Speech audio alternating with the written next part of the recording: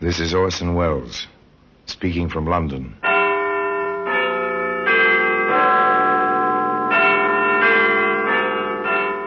The Black Museum, a repository of death.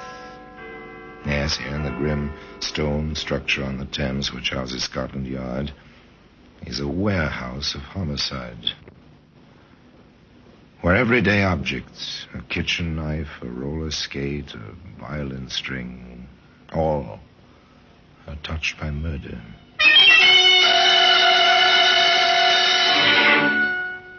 There's a .32 caliber bullet. It's a familiar object. Brass cartridge case, snub-leaden nose. Not very pretty to look at. Interesting, this bullet, Sergeant. Notice the back of the cartridge case. Yes, sir. It's for a centre-fire weapon. The firing pin of the pistol must strike the centre of the cartridge. Right. But the weapon in which we found this bullet was a rimfire revolver. The firing pin could strike only the edge of the cartridge. That little fact, Sergeant, saved at least one life, I'd say. Well, today, that centre-fire bullet can be seen in the Black Museum.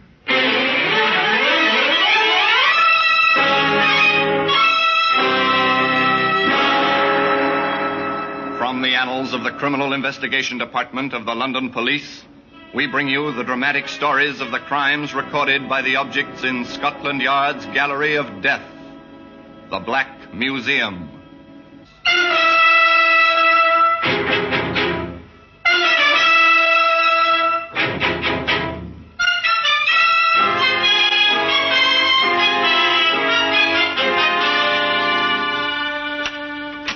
Here we are, the Black Museum. Scotland Yard's museum. A museum of murder. Here lies death. So orderly, so well kept. Row and row. A macabre record of the violence of many generations. Each object in its place, each marked, tagged, carded with name and place and date. Each object in this room enjoyed in its life one supreme moment, when the eyes of the world were upon it, and it played its silent part in a case of murder.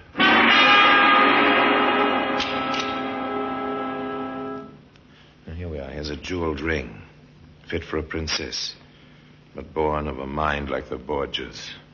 Press the jewel, so, and a tiny point licks out, a fang, dripping death. Shake hands with your enemy. Shortly thereafter, he dies. A bathtub. Yes, a bathtub. White, smooth, shining in the dimness. Once a man floated face down in this tub. He slipped or he had been pushed. Was the mark on his skull caused by striking his head as he slipped, or by a blunt weapon? In any case, he drowned. I see. The .32 caliber bullet. Even here, lying so quietly, so somberly, it's ugly. This object was made for killing. As a matter of fact, it never did kill. That's the story. It began on a London street. A dark sedan drove slowly into the stream of traffic. There were 3 young men in it. One seems quite a bit younger than the other. Even so, the car continues to cruise along.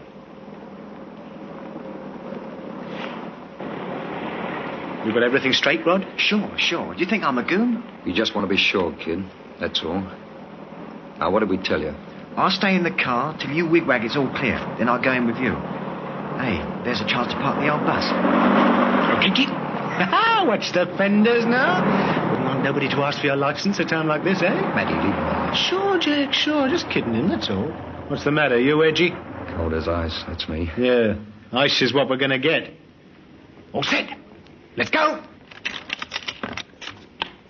2 young men leave an automobile, stroll up the street, hands in pockets, cigarettes dangling loosely from their mouths. They walk past a busy jewelry store. Pretty crowded. Maybe we ought to wait. Could be. No use taking chances. They stroll a few steps farther on. They turn, start back, quite casually. Hey, what's the kid doing? Oh, the guy's gone into the store. Come on. A goon must have thought we made the signal. Got your gun? What else? Slow down now. In we go. Rod, what's the idea? You wigwagged, didn't you? Never mind. Let's do it. Right. All right, everybody, this is a hold-up. Over against that wall. Everybody. These guns are loaded. No! You don't take my stuff! No! Shut up, you. Quiet. Anybody talks, I'll give it to him. Rob, grab the junk on the counters. You there. Stand still. Stop the button. Rob's the car. Start the engine. Maddie, scream. Stop them! Please! Stay in that storm! Matty, Jack, the truck. It's double parked. We can't get the car out. We're stuck behind that truck. Run for it, kid. That way. I can't get the car out. I can't. Come on, Jack. Keep moving. Stop, you! Stop! Stop! You're the thieves! Stop! Get out of my way, you. I've got you! I've got you! Please! Now it's in the fire. Run, Maddie.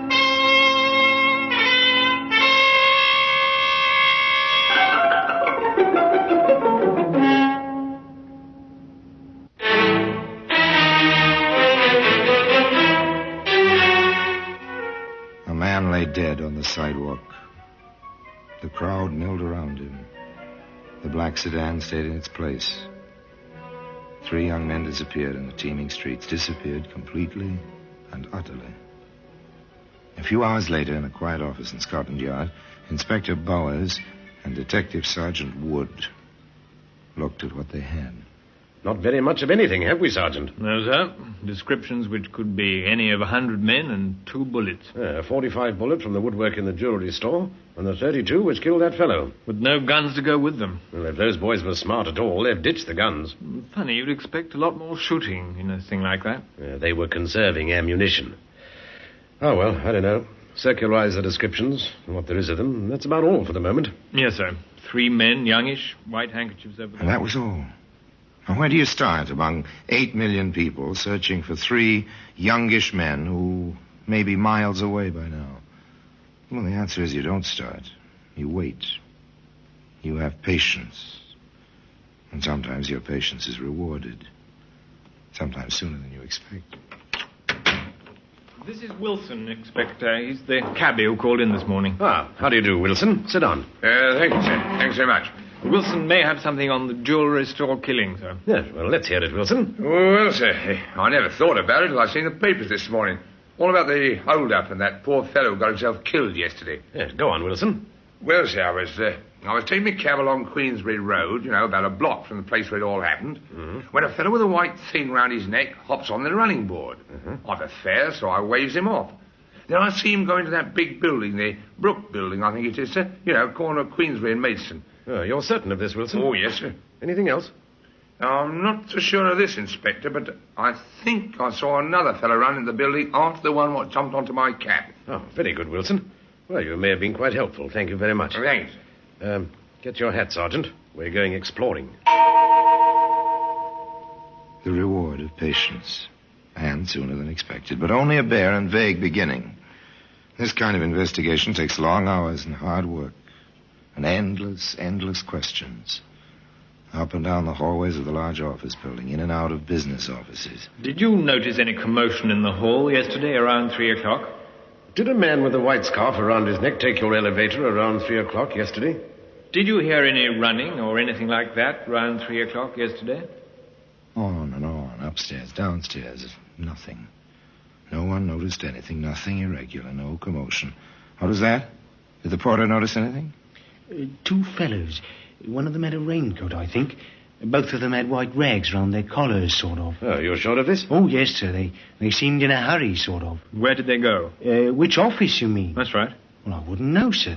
They went up the stairs just as I was putting some empty waste cans on the service lift. Oh, did you see the men again? Well, now you mention it, yes, sir, I did. Where? On the 3rd floor it was. I was taking my mop to the hall. One of them was sort of half sitting on the stair rail. The other fellow was looking out of the hall window that opens onto Queensbury, sir.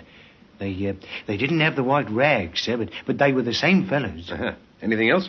No, sir, not that I remember. Oh, Bob Saunders might know something, Inspector. Oh, who's this Saunders? Oh, he drives a van, sir. Been making deliveries to this place every afternoon for years. Ah, thank you. Right, well, let's go, Sergeant. Maybe Mr. Saunders does know something. We have your address. They reached the street outside, just as a large, rather decrepit truck, driven by an equally decrepit elderly man, pulled up to the curbstone. You, Pop Saunders? That's me. Who are you? Sergeant Wood, Scotland Yard. This is Inspector Bowers. Yes? Have I done something? No. but you may have seen something that'll help us. Yes, sir? Were you here at this time yesterday? Yes, sir. I'm always here. This time of day. Well, did you notice anyone with a white scarf go into the building? Running, perhaps? Oh, those two. Yes, sir, I did. Funny thing, they seemed in such a hurry. One of them had a raincoat. They came out later. No scarves and no raincoat.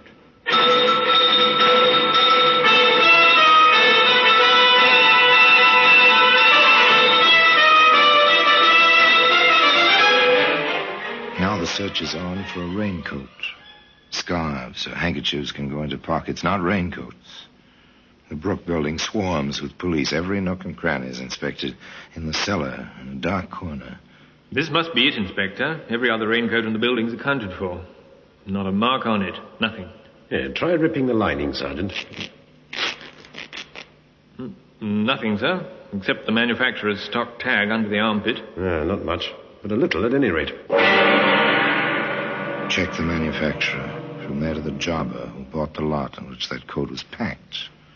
From the jobber to the retailer. It's times like this I thank heaven for rationing. At least they have to keep a record of the clothing coupons and the names of everyone who buys anything.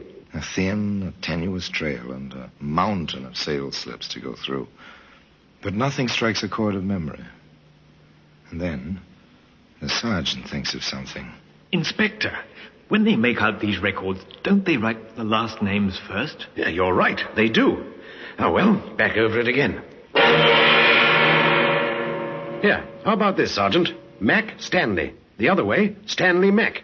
Remember that name, Sergeant? Stanley Mac. Not a usual name. Yes, sir, I do. Didn't he testify at a trial about 2 years ago? He did. The trial of Jack Georgeston. He was sent away for armed robbery. First offense. Light sentence. Pal Georgeston ought to be out by now. All right, let's get his dossier over here, Sergeant, and then invite him in for a talk. It may be interesting, if nothing else. Well, today, that centerfire bullet can be seen in the Black Museum.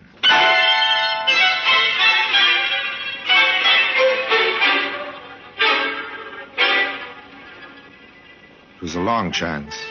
One man buys a raincoat. This man happens to be a witness at another man's trial. The defendant is sent to prison for armed robbery under circumstances similar to the case under investigation. The inspector in charge sends for the convicted man's dossier and finds. Well, so Jack Georgeston was released from prison 6 days before the Queensbury killing. Well, let's have the young man into the yard, shall we, Sergeant? You'll be able to find him easily enough, I think. If not, we can suspect flight because of guilt, can't we? Send a pickup order out for him. Jack Georgeston was found. Found quite easily in London. Look, you haven't that thing on me, Inspector, and you know it. Maybe, maybe not. Sergeant, show Mr. Georgeston the garment. Here it is, Georgeston. Do you recognize it? There's a million raincoats like that. Yes, but not bought by Stanley Mac. That coat. You know it? Yeah. Yeah, I didn't have nothing against the rain last week when I got out. So Stan gave me the coat. Oh, where did you lose it? I didn't lose it. I never lost nothing. Except a little time recently. Yeah, we know about that. I figured you did. Keep a civil tongue in your head, Georgeston, understand? Okay. Okay, I said. Right, now, since you didn't lose this raincoat, how is it that we found it? I loaned it to a fella. How should I know what he did with it? Oh, who had it? I don't remember. Now, you receive a raincoat as a gift against the rain. Within a matter of days, you loan it to someone, but you don't remember to whom. That's right. I don't remember. You try him, Sergeant. Yes, sir. Speak up, man. Who had that coat? I don't remember. Well, maybe I can refresh your memory. The coat's hooked up with a murder. Now, who had it? I don't remember. I don't remember. That was the refrain. I don't remember. Nor could they make him remember. Finally, they let him go. There was nothing to hold him on. But Inspector Bowers said... I want a tail on him, Sergeant. 24 hours a day. We'll pick up his friends one by one and see where he leads us. One of those friends was a boy named Rodney Hamilton. Let me alone. I never did nothing. How old are you, Hamilton? 17, and you got no right. Well, we happen to know that you've been away to a reform school, Hamilton. You were caught snatching ladies' purses 2 years ago. So what? I did me time. You don't keep very good company, son. Georgeston has been out of prison about a week. Well, we like each other. I'll pick my own friends. Where were you day before yesterday, about 2:30 in the afternoon? Home, in bed. Ah, sleeping late, huh? I was sick. Had a fever. We can check that, you know. Go ahead, check it. I was at home in bed. All afternoon, all morning, and all night. I was sick. Yes, we know. You said that before. Now, look here. But it didn't do any good. The boy was obviously afraid, but whether of the police or of the men he knew, it was impossible to tell. Still, the patience of Scotland Yard was rewarded once again. A report came in from detectives assigned to follow both Georgeston and Hamilton that they'd been present at a party in a bar given by a third young man named Matty Canvas. Dossier on canvas, Inspector. Ah, thank you.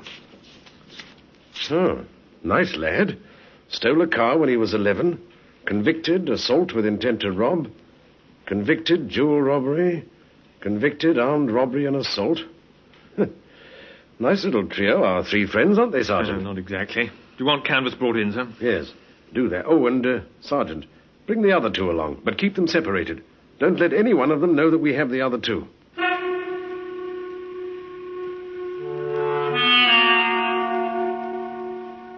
Nothing highly dramatic, merely routine, Scotland Yard routine, recognizable as standard practice by any policeman in any large city. Bring him in for questioning. But it always helps to have a few facts on which to base the questions. With this in mind, and knowing their underworld, Inspector Bowers and Sergeant Wood repaired to that certain bar where Matty Canvas held parties for his friends. Nothing much here. Well, there may be. Keep your ears open. Another pint of ale, please. Right you are, sir. Oh, here now, Larry. Let me wait on the gentleman. Seat yourself, Miguel. Seat yourself.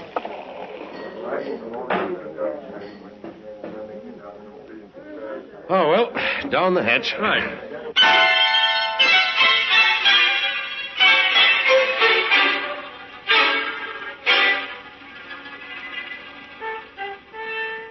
Patience.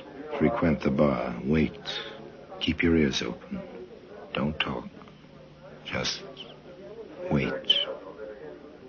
Say, Larry, you hear they picked up Matty? Yeah, and the other two. Rod, too? That kid? Well, I, for one, ain't sorry. Gives that place a bad name. I mean, kids around with guns in their pockets. Not bright. Canvas ain't bright, that's for sure. Lets himself get bunked out of 5,000 quid's worth of stuff. Gets mad and works the kid like that there, Rod. Oh, well, so it goes, I will say. Another couple of pints, please, miss. Oh, yeah, sure.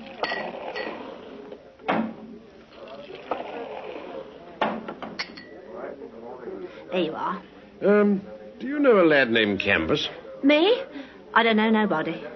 How about a kid named Hamilton? You think I'll keep track of everybody comes in here? Yeah, that would be difficult. I thought I heard you mention Mr. Canvas by name. So did my friend here. Then you thought wrong. We don't encourage conversation with the elder. No, I don't suppose you do. Care to have a drink on us? I'm not certain that I drinks with cops, mister.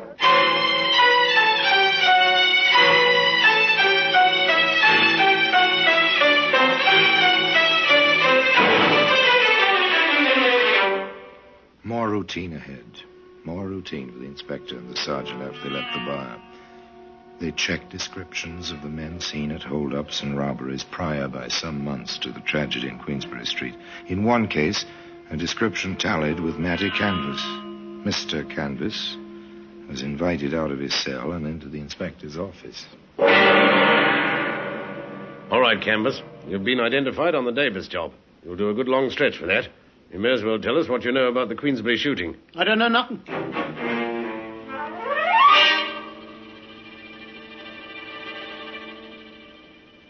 Turn King's evidence, Canvas, and you'll get off easily. Otherwise, it's a hanging matter. You can't pin that one on me. I was miles away. I can prove it.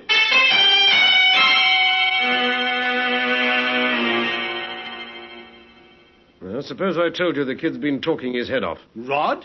Talk? Not in your life. He's too scared somebody will cut his liver out.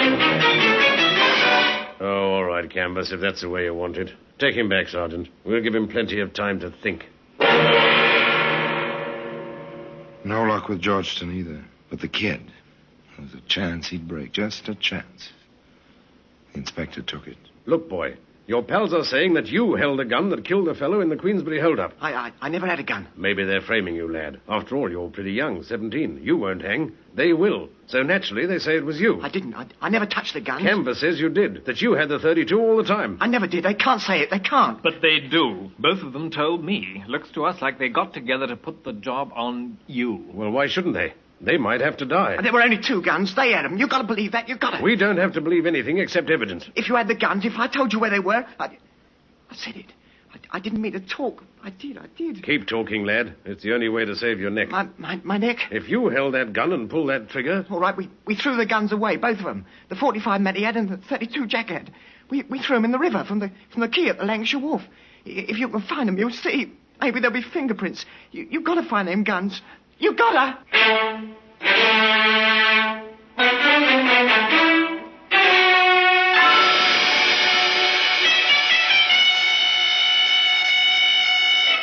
Ballistic report, Inspector. The 45 fired the bullet we found in the woodwork. The 32 killed the man in the street. And it's funny, half the cartridges in the 32 were rimfire. The other half was centerfire. Those didn't go off. If they had, chances are there'd have been a lot more murder. And today, if you're interested, you can find that centerfire bullet in a place of honor in the Black Museum.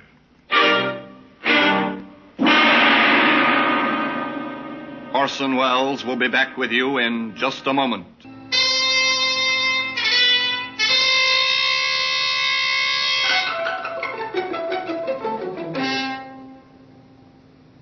It's an accepted fact in police work that 80% of the occupants of our prison either were talked there or talked themselves there. In this case, it was patient police routine plus the talking of young Rod Hamilton, which put Rod behind bars for the rest of his life and brought Georgeston and Canvas to the 13 steps and the rope one morning at 8 o'clock. There's a postscript to this story.